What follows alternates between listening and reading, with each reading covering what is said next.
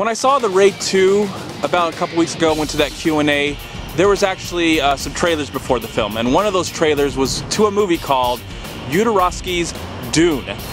And from the moment that I witnessed that trailer, and the audience really reacted to that trailer, I remember them laughing and really getting a kick out of that trailer. It was a really great trailer.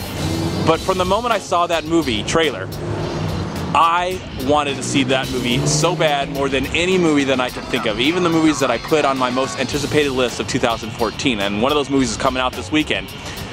But I was really interested to see this movie because it was about a movie, about a filmmaker who's making probably one of the most ambitious movies ever made, and sadly, it never got made by him. The film did get made by someone else back in the 80s, but this was 1975 when this director, Alejandro Jodorowsky, I hope I got that name right, set out to make his next feature. Now, he had made a few films, some films that I've actually heard of. El Topo, I've heard about that film, but I've never actually witnessed it. Now that I've seen this movie, I'm definitely going to check it out. Another movie, I forgot what it was called, but he made a second film after that, and he became really good friends with this producer, and they said, what do you want to make next? And he couldn't help but think, I want to make the story of Dune. And so he set out to make his version of Dune from the great source material done by Frank Herbert. I believe that's his name as well. And this movie, what this movie does is it chronologizes and tells you some of the backstory, but also tells you an in-depth look of what went into the pre-production to make this film. And it explains also why this film never got made, which is completely tragic. Because after watching this documentary about this movie, I now want to see this version of Dune. I've seen two versions of Dune. There was one on television, I believe, in the 2000s, and of course David Lynch made a film in the 1980s that wasn't well received, but I kind of liked it. It wasn't a big hit, but you know, I don't have any problems with that movie. A lot of people, I think, like it, or maybe they don't. If they're really probably true fans of Dune, they probably don't like that film. They probably would want to see Jodorowsky's vision of the feature, because now that I've seen the movie, I want to see that. I want to see that movie, and it's probably never going to happen. And, you know, also what's explained in this movie is that there are so many movies that were inspired by this film, because this movie was going to be made 2 years before Star Wars. And it even raises the question of, like, what if we lived in a world where this movie came out before Star Wars? How would we perceive the blockbuster after this? Would this movie be received as Star Wars was received? This movie also explains all the people that actually contributed to the story, from Giger and Dan O'Bannon, who then went on to work on Alien. And then also, you know, Pink Floyd at one time was attached to this project to do music. Orson Welles, Mick Jagger, Salvador Dali was at one time attached to work on this film. The artist that actually worked on this film then went on to work on other films, including Alien. And then, you know, near the end of the film, one of my favorite moments of this movie was near the end, when they show all the inspirations that happened because of this movie. All the because there's this huge big book that was sent out to all the studio heads when they were looking for funding to get this movie made. And now you can see it in films from Prometheus to The Matrix to Star Wars itself to Contact to Flash Gordon to Dune, that movie we got in the 80s. This is a movie that just showed me why I love cinema. And at the same time it's a tragic story, because it just makes you hate who's really running Hollywood, especially who was running Hollywood in the 70s. And they took something, what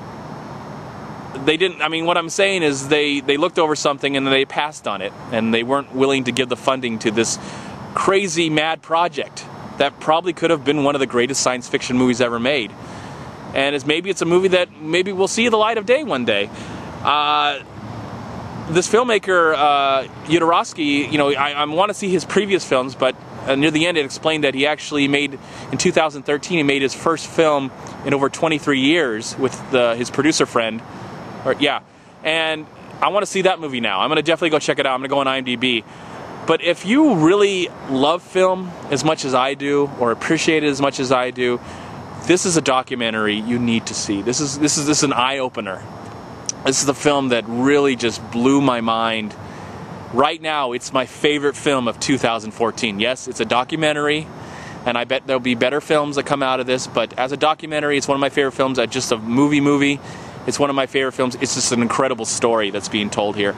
And kudos to the filmmakers and the contributors of this documentary for bringing this project to light, because I would have never found out about it. And maybe I never would have wanted to explore the work of this director.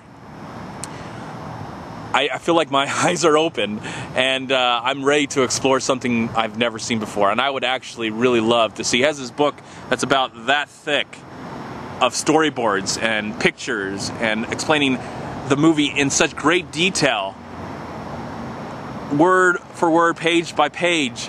And I would love, I mean, I'd be awesome if I ever got to meet this man, Alejandro Jodorowsky. I would love to meet you.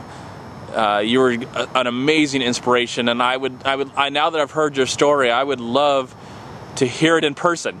It's an amazing thing, and just learn from you. And I hope you continue to make movies throughout the rest of your life. But I think if you really love cinema, and you love the imagination that can come from cinema, and the creative factor that comes from the movies, this is a film that you need to witness. I was very emotional near the end when he just got really passionate, and really he seems like he's a well-rounded guy. He's an upbeat guy, and yes, it's a tragedy this movie got made, but the movie lives on with other people's works, with other people's visions, and with just the power of movies itself. And what more can I say? This was a great film. I recommend it to anybody that if you love film, if you like film, if you have that one film that you like, that maybe be a science fiction film or just something that's super creative and ambitious, and you love it, and you want to see something that maybe you don't really know much about, you need to check out Jodorowsky's Dune. It's one of the best films of the year. It's an incredible film. I loved it. What more can I say? It's a great film. Oh my gosh. All right. 4 out of 4 stars. That's what it gets. It's a perfect film. It's a perfect documentary, and it's my favorite film right now, 2014. I'm MovieManCHAD. Please like, comment, subscribe to my channel. I'm also on Twitter, and I'm on Facebook. And please go to WeLiveFilm.com. Subscribe right here on YouTube to We Live Film. Also go to Long Beach Acting and Film Association right here on Facebook and Twitter. Also, please go to MoviePilot.com. If you've enjoyed this video review, please click right here, subscribe to my channel. I'd really appreciate it. Thank you so much for watching. Have a great night. I'll talk to you soon. Have a great day, and I'm looking forward to seeing Captain America in just a few days. Peace be with you, my friends.